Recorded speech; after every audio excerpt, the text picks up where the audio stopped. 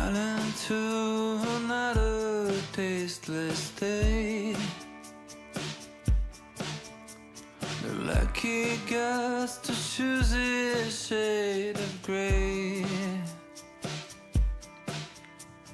Summer never sets foot in this town.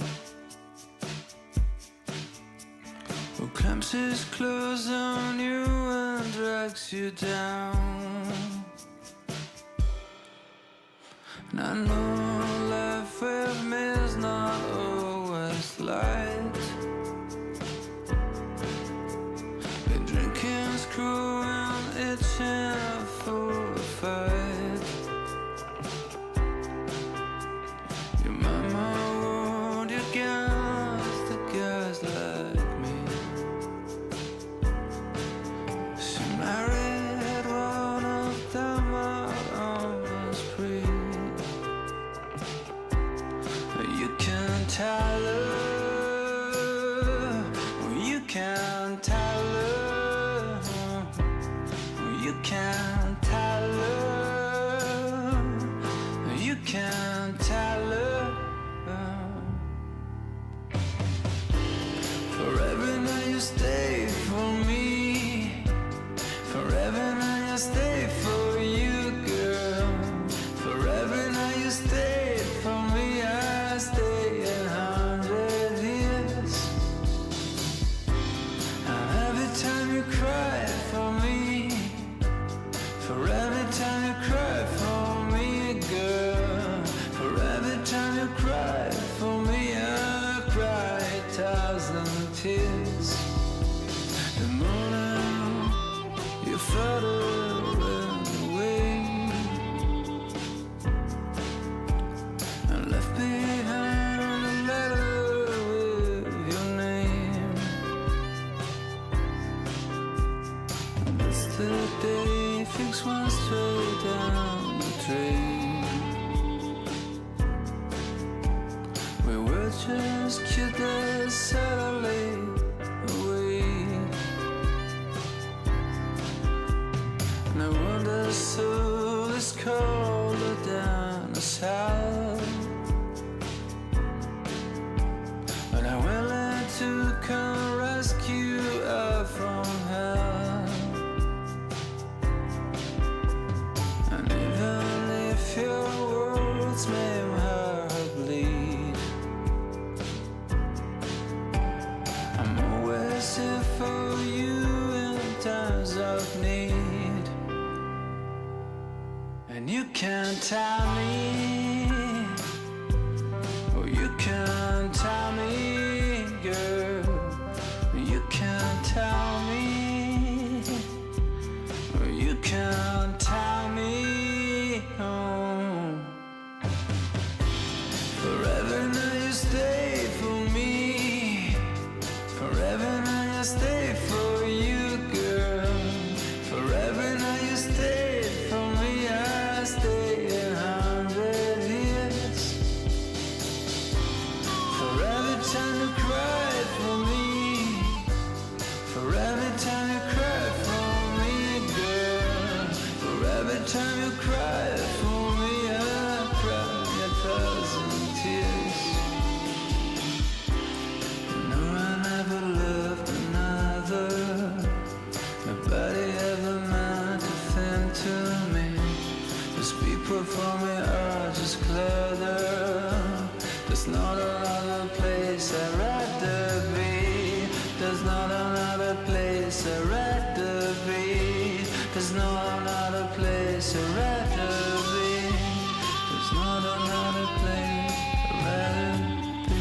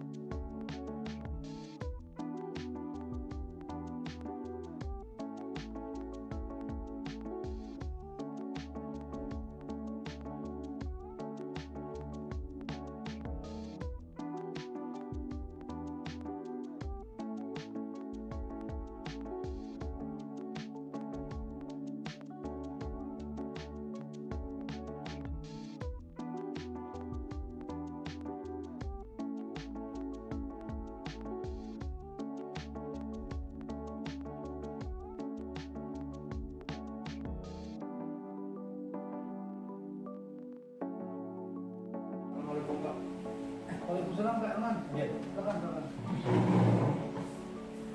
Anak konsultasi lah Pak. Oh iya, siap. Esok kan rencana yang anak nolak Ada kegiatan. rapat kalau bisa lah ulun kena minta waktu sejam untuk Kalau ngisi Pak, ayo aksi nyata. menyampaikan. Iya, tugas aksi nyata ulun Oh iya. tentang budaya positif Pak. Di depan kah, di belakang kah? Di depan lain kayak kita rapat kah? Iya, maksudnya sebelum rapat atau Iya. sesudahnya? Sesudah rapat kalau kita jelas. Kayak sesudahnya kah? Kayak Jadi kalau ini lah Pak. Nah, ini masanya ini rancangannya. Iya, tangannya. Oh, iya, iya. Rancangan tindakan untuk aksi nyata modul 1.3. Modul 1.3. Apa sih ini 1.3 sudah 1.4? Kelas 1.4 Pak yang bimbingan. Oh Oke. iya. Sosialisasi dalam budaya positif, mengawal kolaborasi membangun budaya positif. Sudah terbelakang tujuan, paradigma menjadi pelopor, menjalankan pelopor. Tindakan yang akan dilakukan dukungan Nah, ini yang makanya sejenis kayak rancangannya lah, rancangan proposal. skripnya. Iya. Jadi kayak apa ya? Kayak langsung seminar Pak. Menyampaikan materi ulang. Nah sekarang itu kan ada dukungan. Iya. Apa yang bisa kita sekolah bantu nih, dalam arti ya ini memang wujud dari SMP kita sebagai sekolah yang sudah menerapkan kurikulum merdeka kelas 7. Iya. Kalau Pak dan Brian selaku CGP yang dulu sekolah kita punya CGP juga lah kan, Iya, dan iya. sudah dinyatakan lulus. Nah, apa kira-kira yang kami Itu Pak bisa minta waktu ya memfasilitasi? Pak, waktu ya. Oh siap. Jadi besok sebelum sekalian kita rapat, kalau juga minta waktu itu aja Pak. Oh, Jadi ya sekitar mungkin 45 sampai 60 menit lah. Mungkin karena pembukaan ada pembawa acaranya, mungkin Pak Angga atau siapa. Karena pembukaan itu bagian dari apa namanya Kegiatan. PMA. Ini Bukan rapat dinas. bukan dinas. Tapi mungkin setelah rapat dinas Setelah kira-kira rapat dinas bisa Pak. mudah-mudahan Bang bulannya besok kalau setengah 9 sekarang sudah kita start rapat gitu nah. Dan kalau belum berasa boleh jadi ulang tahun Ini siswa karena kita kan dalam keperluan sekolahan juga rapat dinas karena banyak yang dibahas sama tentang kriteria kelulusan. Di situ ada laporan-laporan wali kelas, laporan-laporan mapel kalau ada, sampai pada akhirnya kita bisa menetapkan, memutuskan lulus tidak lulusnya anak-anak. Nah bisa nanti dilanjutkan. Tapi jadi ada rencana apa rapat PPDB apa itu? sudah kan Pak. Apa?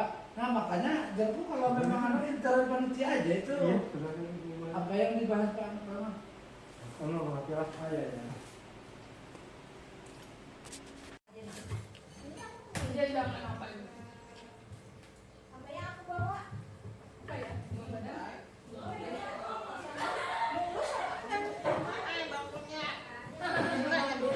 Yang di Gugup dulu. Bismillahirrahmanirrahim. Assalamualaikum warahmatullahi wabarakatuh. Ya, selamat siang ibu-ibu sekalian, guru tukang sejawat satu sekolah SMP Negeri 1 Mataraman, yang ulun hormati Bapak Kepala SMP Negeri 1 Mataraman, yang ulun hormati seluruh Dewan Guru beserta staf tata usaha SMP Negeri 1 Mataraman.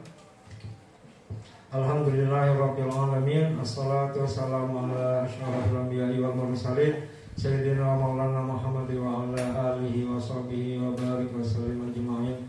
Amma ba'du. Sebelumnya ulun mengucapkan terima kasih yang sebesar-besarnya atas ketersediaan bubuhan pian menjadi peserta dalam kegiatan aksi nyata ulun program guru penggerak modul 1.4, yaitu mendiseminasi modul 1.4 tentang budaya positif. Jadi kita langsung saja ya Bapak Ibu, kita bisa lihat slide. Acara ini dilaksanakan sebagai pemenuhan tugas aksi nyata modul 1.4 tentang budaya positif. Oke, budaya positif. Apa itu budaya positif? Mungkin Bapak Ibu sudah mengetahui apa itu budaya positif. Sebelumnya saya mengucapkan dulu, minta maaf kalau ada nanti salah hilap dalam penyampaian atau kata-kata, ulun sekali lagi mohon maaf. Dan ulun di sini tidak merasa menjadi guru yang lebih baik daripada guru yang buang-buang, karena ulun di sini sekedar hanya melaksanakan tugas. Ulun yakin guru buang-buang pasti lebih hebat daripada ulun yang di muka ini. Ulun di sini hanya sekedar menjalankan tugas saya ulun, yaitu mendiseminasi tentang budaya positif. Budaya positif merupakan pola, perilaku, nilai, norma, dan sikap yang mendukung pertumbuhan, perkembangan, dan kesejahteraan individu atau kelompok. Budaya positif terwujud karena kebiasaan positif yang dilakukan oleh individu atau sekelompok berupa perilaku positif atau perilaku yang baik. Perilaku positif terwujud karena adanya disiplin positif yang diterapkan oleh individu maupun kelompok berdasarkan nilai kebajikan yang diyakininya. Sebagaimana praktik kinerja PMM kita itu adalah berkaitan dengan disiplin positif.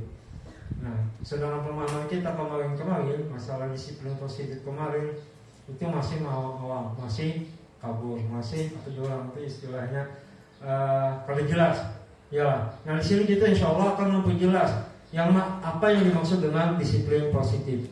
Yang dimaksud dengan disiplin positif yang di sini berbeda dengan disiplin positif yang sudah kita pernah hayal-hayalkan apa yang ada di awal-awal. Ulun kan hanya tahu bahwa setelah mengikuti program guru penggerak yang namanya disiplin positif itu bentuknya seperti ini loh.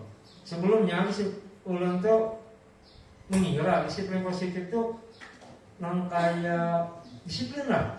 Apabila melanggar peraturan sekolahan maka kena hukuman atau kena sanksi. Itu yang ulun laksanakan. Ternyata tidak. Dalam paradigma pendidikan yang baru, itu kurikulum inti daripada kurikulum merdeka tentang disiplin positif itu ternyata berbeda. Maka pada ini kita akan memahami lebih dalam tentang disiplin positif yang nantinya akan membentuk menjadi budaya positif.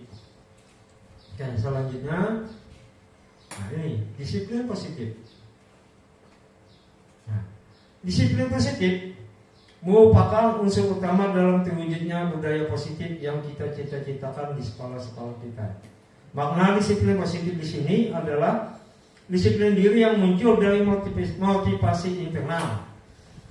Disiplin diri berarti mereka bisa bertanggung jawab terhadap apa yang dilakukannya karena mereka mendasarkan tindakan mereka pada nilai-nilai kebajikan universal.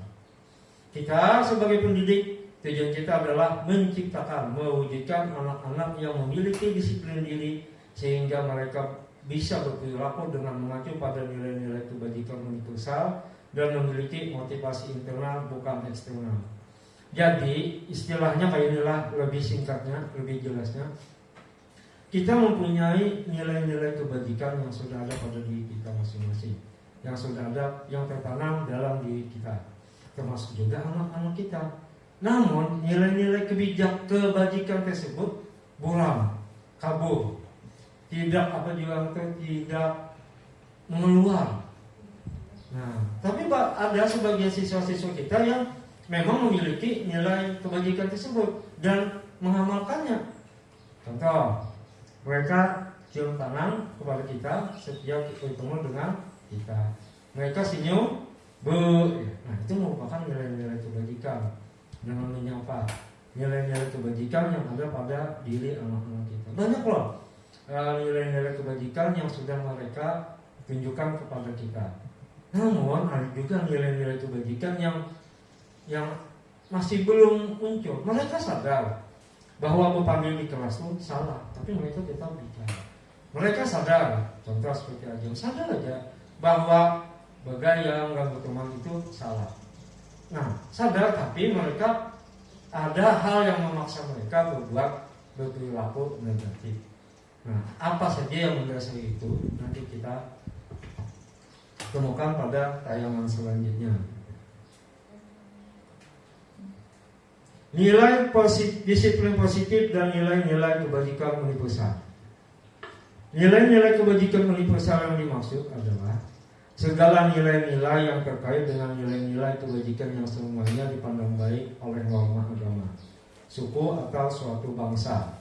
Adapun nilai-nilai yang sudah dikenal, yang kita kenal ya Bapak Ibu ya, Bapak ya, Ibu-ibu ya, yaitu karakter profil pelajar Pancasila. Di dalamnya itu terdapat 6 dimensi. 6 dimensi yang terangkum dalam profil pelajar Pancasila. Apa saja 6 dimensi tersebut? Yang pertama, beriman dan bertakwa kepada Tuhan Yang Maha Esa serta berakhlak mulia. Yang kedua, berkebinekaan global. Yang ketiga, bergotong royong. Yang keempat, kreatif. Yang kelima, mandiri. Dan yang terakhir, bernalar kritis. Sebenarnya nilai-nilai kebajikan itu tidak hanya profil pelajar Pancasila. Banyak lah Bapak Ibu, banyak sekali nilai-nilai kebajikan. Di dalam profil pelajar Pancasila itu masih belum lengkap. Tapi profil pelajar Pancasila merupakan tujuan pembelajaran kita untuk kelas 7. Itu termaktub di dalam Undang-Undang Sisdiknas, Sistem Pendidikan Nasional. Belum lupa tahun berapa itu ada. Termaktub di dalam Sistem Pendidikan Nasional. Tujuan pendidikan nasional yaitu membentuk peserta didik yang berkarakter profil pelajar Pancasila. Nah ini yang jelas, yang wajib lah, yang dulu yang kita tanamkan pada siswa-siswa kita. Masih banyak lagi seperti kejujuran, bertanggung jawab, apa lagi? Banyak Bapak Ibu lah yang namanya nilai-nilai kebajikan universal. Selanjutnya, bagaimana kita mewujudkan nilai-nilai kebajikan tersebut? Nah, kita kenal yang namanya profil pelajar Pancasila. Bahkan anak-anak kita pun hafal lagunya itu. Namun bagaimana kita mewujudkan nilai-nilai kebajikan tersebut? Apakah nilai-nilai itu diwujudkan pada saat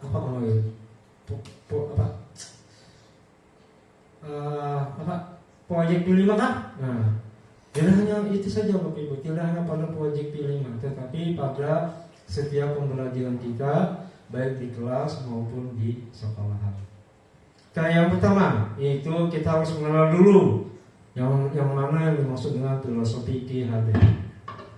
Kita tahu kurikulum merdeka, tapi kita tidak tahu inti daripada kurikulum merdeka. Maaf Bapak Ibu, bukan kita masih awal-awal kemarin.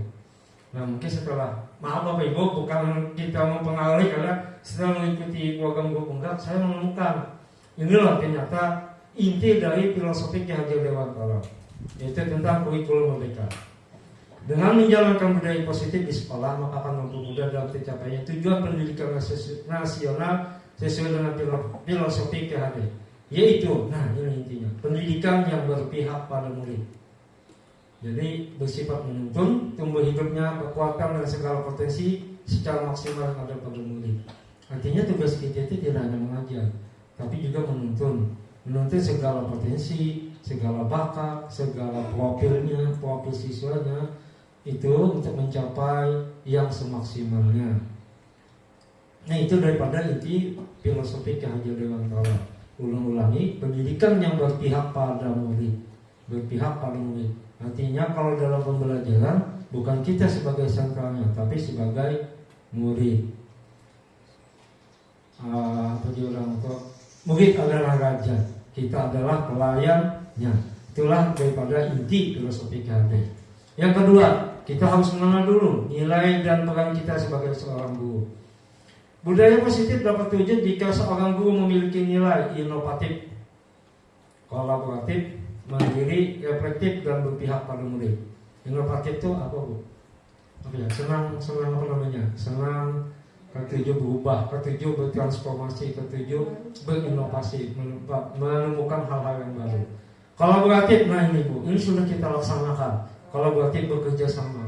Kita sering bekerja sama. Kemudian mandiri, reflektif, dan berpihak pada murid. Reflektif itu apa juga cepat tanggap terhadap sesuatu yang baru. Visi seorang guru akan mewujud impian yang diharapkan merupakan salah satu prakarsa perubahan yang diinginkan sesuai dengan visi guru adalah terbentuknya budaya positif agar diperoleh sekolah yang nyaman, aman, dan berpihak pada murid. Untuk mewujudkan visi tersebut dengan membuat prakarsa perubahan sesuai filosofi KHD dan profil pelajar Pancasila. Jadi itu Bapak Ibu, caranya itu menuntun murid, berpihak pada murid, dan yang kita tanamkan itu karakter profil pelajar Pancasila pada si murid. Oke, yang terakhir, memahami konsep inti tentang budaya positif seperti disiplin positif, teori motivasi, kebutuhan dasar manusia, 5 posisi kontrol guru, keyakinan kelas, dan segitiga institusi. Mungkin bagi ulun semalam lah ini rasa asing gitu ulun. Tapi ya setelah diajari orang, jadi suruh orang membuat tugas, akhirnya paham, akhirnya tahu betul, oh kayak ini kan soalnya. Oke, next, memahami konsep inti budaya positif. Teori motivasi. Teori motivasi ini Bapak Ibu sudah sering kita pakai, sudah sering kita panggilkan, sudah sering kita bicarakan, sudah sering kita diskusikan selama rekan guru. Apabila kita melihat siswa yang berperilaku negatif, itu pasti kita harus mencari apa? Mendiagnostik dulu. Maksud mendiagnostik itu kenapa jadinya berperilaku demikian? Mungkin kurang kasih saya. Mengapa dia berperilaku demikian? Mungkin motivasinya ini. Mengapa sehingga terjadi seperti itu? Yaitu motivasi siswa dalam berperilaku atau berdisiplin positif. Yang pertama, motivasi untuk menghindari ketidaknyamanan atau hukuman. Anak-anak itu kadang-kadang takut berbuat salah itu karena menghindari hukuman. Itu yang pertama. Itu motivasinya. Yang kedua, motivasi untuk mendapatkan imbalan, penghargaan dari orang lain. Sama juga seperti kita. Motivasi anak-anak itu kadang berperilaku baik itu minta dipuji, minta diberi penghargaan atau mendapatkan imbalan. Nah ini juga motivasi. Kedua motivasi ini berasal dari luar. Takut hukuman, dia takut dihukum oleh guru. Nah yang kedua ini dipuji oleh guru. Sebagaimana kita ketahui, dua ini adalah motivasi yang berasal dari luar. Nah ini disiplin positif. Motivasi untuk menjadi orang yang mereka inginkan dan menghargai diri sendiri dengan nilai kebajikan yang mereka yakini. Ini motivasi yang tumbuh dari diri mereka masing-masing dan menghargai kebajikan, menghargai diri dengan nilai-nilai kebajikan yang mereka yakini. Ya sejak seperti ulun bilang tadi, anak-anak kita tuh pada dasarnya mengetahui yang mana yang baik, yang mana yang buruk. Ini baik, ini buruk. Tapi kadang-kadang mereka berperilaku negatif. Padahal tahu ini salah, membawa handphone, menonton film ini salah. Tapi ya mereka tetap lakukan. Nah ini mungkin karena tidak adanya motivasi dari dalam diri tentang kebajikan, nilai-nilai yang ia yakini bahwa menonton film itu tidak baik dan itu tidak mengeluarkan Bapak Ibu. Dan ini mungkin harus tugas seorang guru bagaimana mengeluarkan nilai-nilai kebajikan yang ada di dalam diri mereka. Sebagaimana sabda Nabi, kullu maulidin yulidu alal fitrah. Sebagai setiap bayi yang baru lahir itu dilahirkan berdasarkan fitrahnya. Jadi tergantung orang tuanya. Orang tuanya menjadikan majusi ya majusi. Orang tuanya menjadikan Nasrani ya Nasrani. Orang tuanya menjadikan Islam ya Islam. Nah itulah inti daripada motivasi. Teori motivasi, penghargaan, dan hukuman. Selanjutnya, maaf Bu Yuri, minta tolong videonya aktif aja Kak. Bukan, sudah kali. Aktif. Aktif, oke. Nah ini, kebutuhan dasar manusia. Konsep inti yang kedua dari disiplin positif itu adalah kebutuhan dasar manusia. Semuanya. Orang akan berperilaku positif, orang akan berperilaku negatif. Itu ada Bapak Ibu kebutuhan dasarnya. Kenapa orang berperilaku positif? Kenapa orang berperilaku negatif? Itu ada.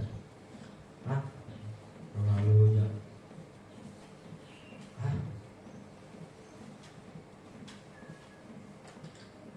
Kita mengidentifikasi siswa yang berperilaku negatif itu biasanya mendiskusikan ya, kita diskusikan sama kawan-kawan.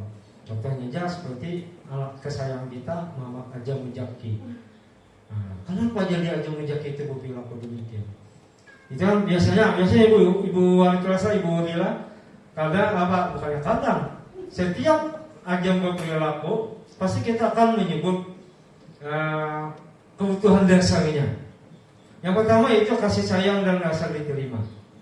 2 kesenangan, 3 kebebasan, 4 penguasaan, dan yang terakhir bertahan hidup.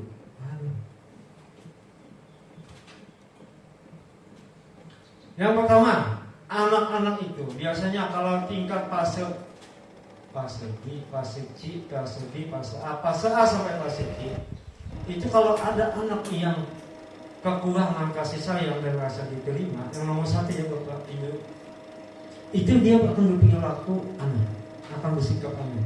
Beda dengan anak yang kasih sayangnya itu terpenuhi di rumah.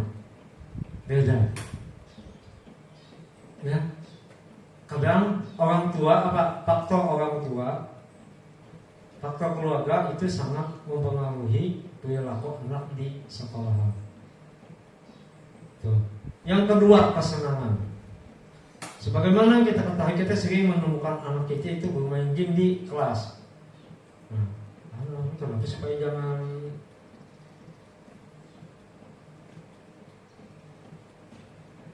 sering bermain game, sering bermain-main, sering bergayaan. Nah itu sebenarnya kebutuhan dasar ini itu adalah kesenangan.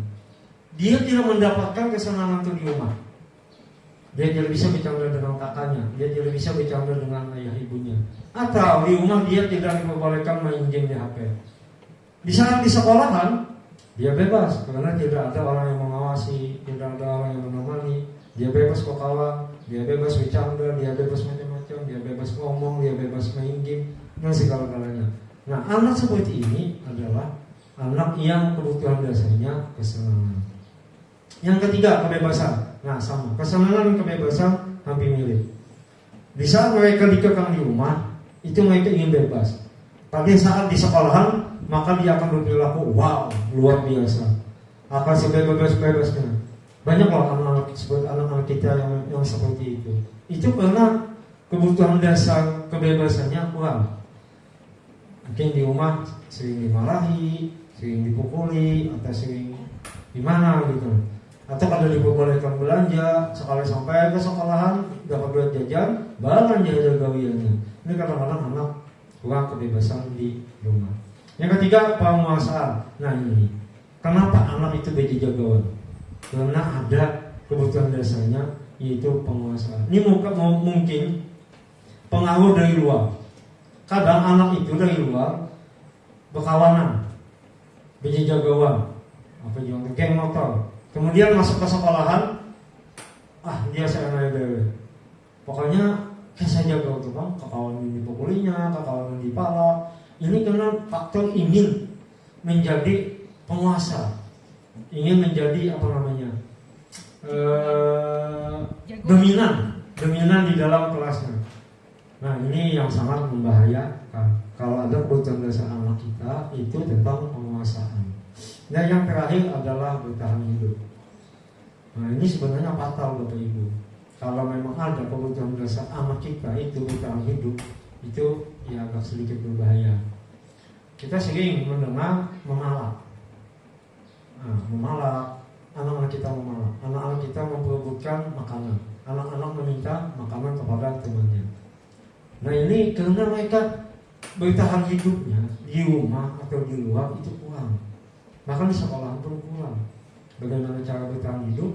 Akhirnya dia memalak orang, akhirnya dia berperilaku negatif. Kalau tidak ada campur tangan dalam membentuk disiplin positif pada dirinya, maka anak-anak tersebut akan tetap seperti itu sampai dewasanya. Itu kalau menurut teori kebutuhan dasar manusia. Selanjutnya, ini Bapak Ibu, posisi 5, posisi kontrol guru. Kalau melihat dari tayangan ini, mungkin Bapak Ibu bisa merefleksikan diri di posisi mana Bapak Ibu terhadap anak.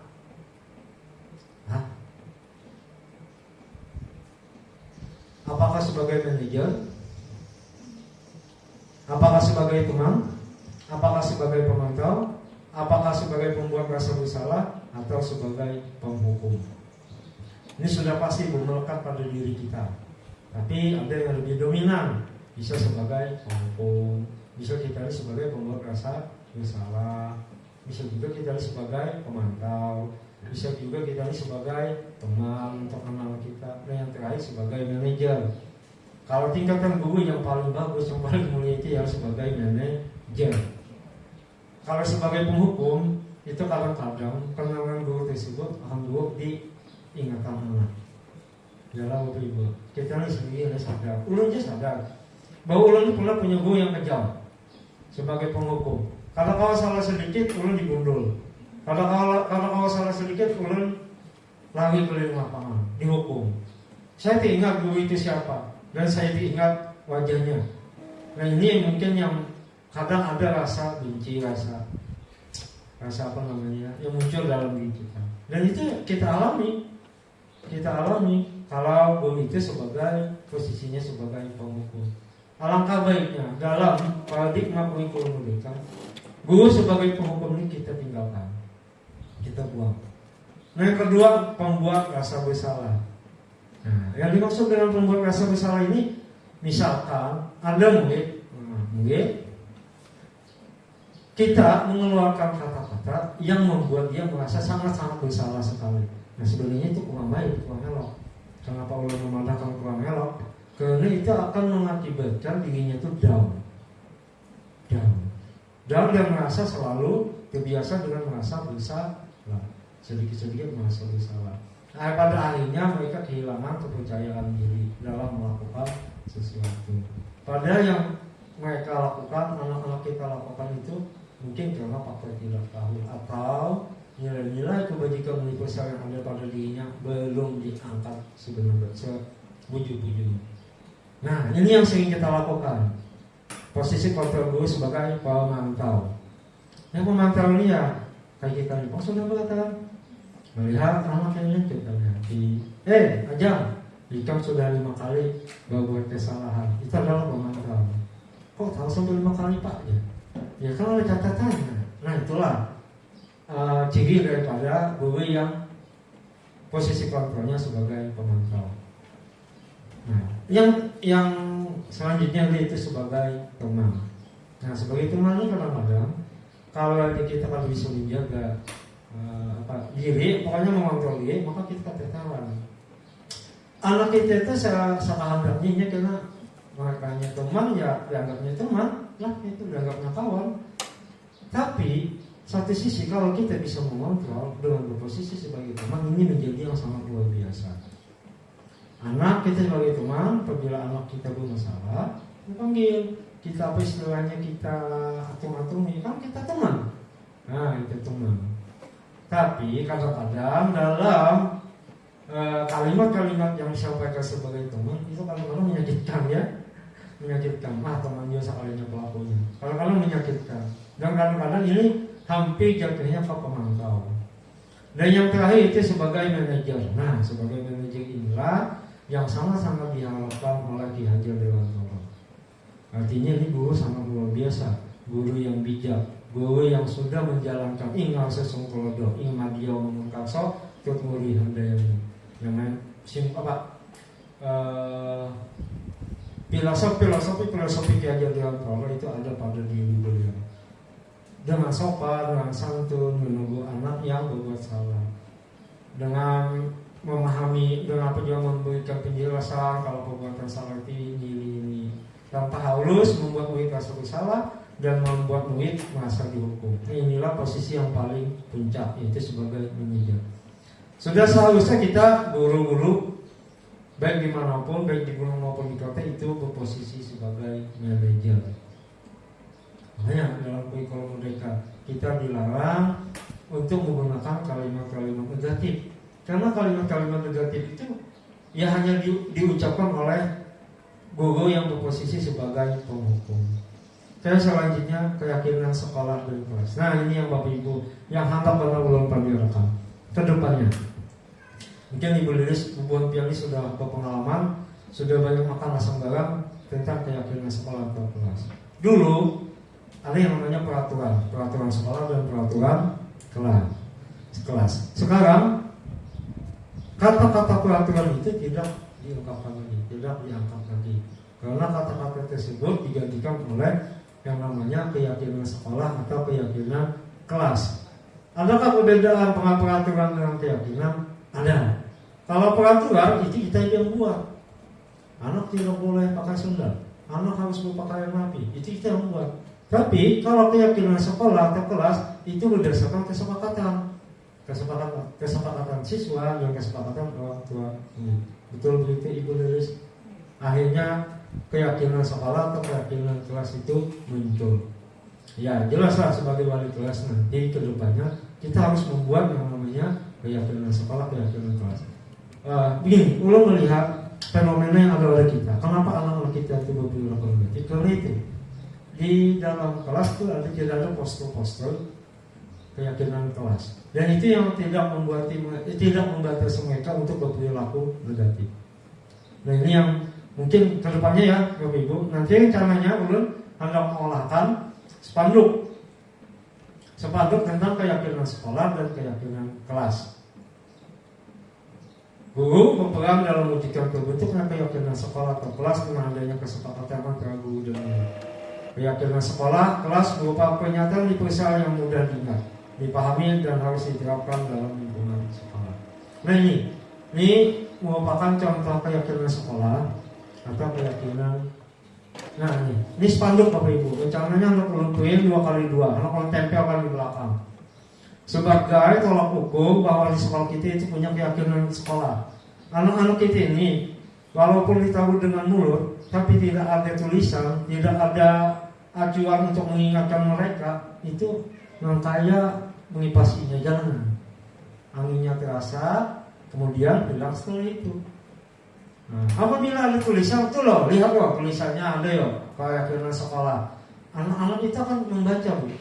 Dia akan terekam di dalam pikirannya, terekam di dalam otaknya bahwa sekolah SMP 1 Matraman itu punya tiga visi, yaitu bersemangat dalam belajar, maka terpapar pelajar Pancasila dan unggul dalam prestasi dengan keyakinan sekolah, rapi dalam berpakaian, berbagi sebelum masuk kelas, menghormati guru, saling menghargai, berdoa sebelum belajar, tertib dalam belajar.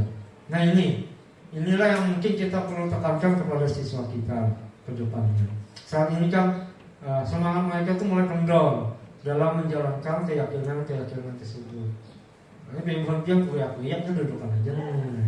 Ya Allah, itu bukan karena apa-apa. Gini bosan Bu mendengar kita berpanika itu. Kuliah lihat tuh.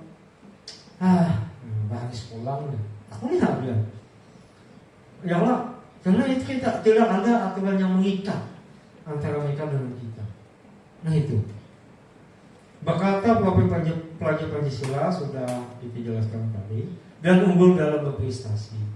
Ya, Pak Angga menginginkan sekolahan ini unggul dalam prestasi. Begitu juga dengan Bapak Kepsek. Nah, sebagai visi sekolah kita, maka kita buatkan bagaimana mewujudkannya, yaitu dengan membuat keyakinan sekolah, dengan berjiwa pemimpin, maksimalkan potensi dan bakat, rajin dalam belajar, inovatif bertanggung jawab. Poin-poin inilah yang akan memicu mereka untuk berperilaku berdisiplin positif. Oke, selanjutnya. Sekarang Bapak Ibu, mari kita perhatikan ini hal yang sudah saya lakukan dalam membuat keyakinan kelas di kelas 7B. Kebetulan saat itu saya memasuki kelas dan kemudian saya mengajak siswa untuk membuat keyakinan kelas mulai dari sekarang sampai ke depannya. Dan siswa kelas 7B ditantang seperti itu, dia mau melaksanakan keyakinan kelas. Demikian foto-foto kegiatan saya saat saya melakukan kegiatan keyakinan kelas. Yang pertama yang saya lakukan adalah menyampaikan beberapa informasi tentang keyakinan kelas. Kemudian saya meminta kepada siswa, saya membagikan kepada siswa itu beberapa lembar kertas untuk mereka isi peraturan keyakinan kelas mana yang mereka inginkan agar kelas itu terasa aman, nyaman, dan kondusif dalam belajar. Dan mereka berpikir, bahkan ada yang saling tanya jawab, menentukan berembuk lah. Sebagian siswa ada yang berembuk bagaimana membuat kayak peraturan yang akan mereka yakini menjadi sebuah keyakinan kelas mereka. Dan ini adalah foto-foto kegiatannya. Kemudian setelah itu saya meminta kepada mereka untuk maju satu persatu untuk menuliskan keyakinan kelas apa yang mereka inginkan, yang mereka harapkan, dan menulis di kertas lembar kelas seperti apa yang mereka harapkan. Kebanyakan dari mereka ingin ada sama yang jawabannya yang sama, dan jawaban yang sama tersebut ya tidak usah diulang lagi, ditulis jadi satu, begitulah Bapak Ibu. Kemudian lembaran-lembaran yang mereka isikan itu dikumpul ke tempat saya dan nanti saya jadikan poster. Nah, poster itu berupa hasil dari kesepakatan kelas, yaitu keyakinan kelas. Poster itu nanti ditempel Bapak Ibu sekalian.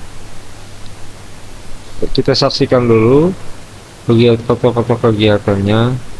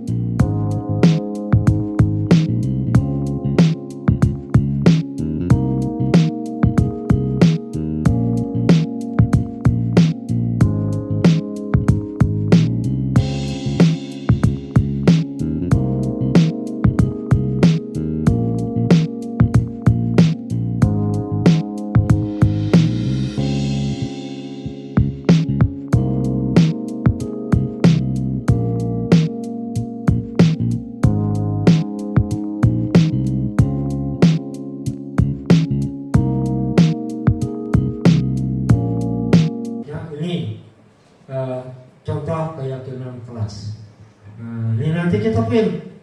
Bagi wali kelas, silahkan dulu berdiskusi. Kalau pin ada yang ditambahi atau ada yang dikurangi, kita dari dana bos dianggarkan untuk mempin ini, Bapak Ibu.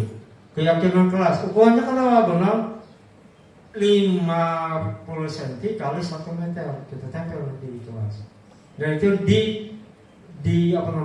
didanai oleh dana bos. Ada anggarannya. Jadi harapkan kedepannya nantinya ibu-ibu wali kelas itu bikinkan keyakinan kelas, pian silakan ulun cetakan. Ya, siapa nanti yang akan jadi wali kelas di depannya nanti. Ini sebagai untuk bukti lah bahwa kita melakukan kesepakatan yang menjadi keyakinan kelas, supaya ada Ibu, supaya ada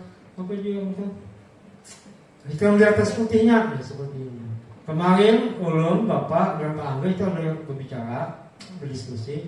Insya Allah pada hari Rabu ini rencana mau mengundang wali kelas 7 yang baru masuk gitu ya. Ulun, Pak, kawakah Pak, kita ini menyediakan surat pernyataan, surat perjanjian antara orang tua dan guru, supaya kita dalam menegakkan disiplin positif di sekolah itu tidak ada kendala. Bila kalau karena kuitannya kamu datang ini kita ada surat perjanjiannya, itu. Dan ini banyak sekali kasus terjadi seperti ini. Karena di awal-awal mereka tidak ada membuat surat pernyataan. Tapi kalau di SMA itu ada. Kalau kita memasukkan anak kita di SMA, biasanya itu orang tua atau siswa itu menandatangani surat pernyataan, surat perjanjian.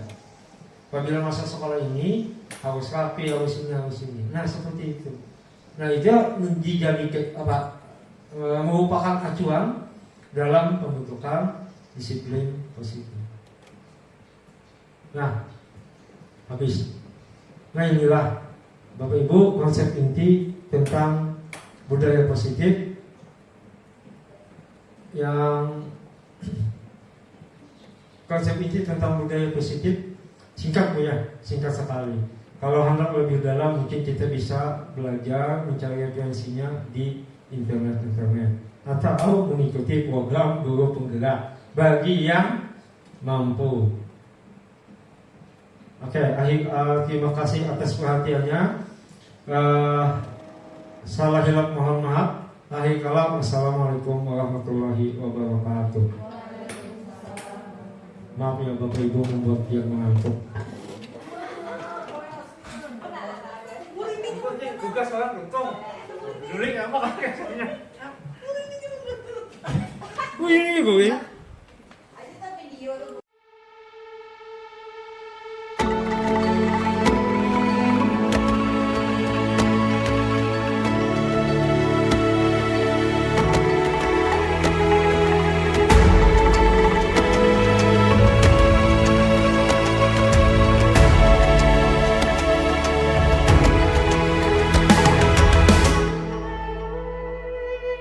Ayo memilih apa yang kau suka. Merdeka belajar wujud yang nyata. Raih mimpimu juga cita-cita. Generasi emas Indonesia. Profil pelajar Pancasila.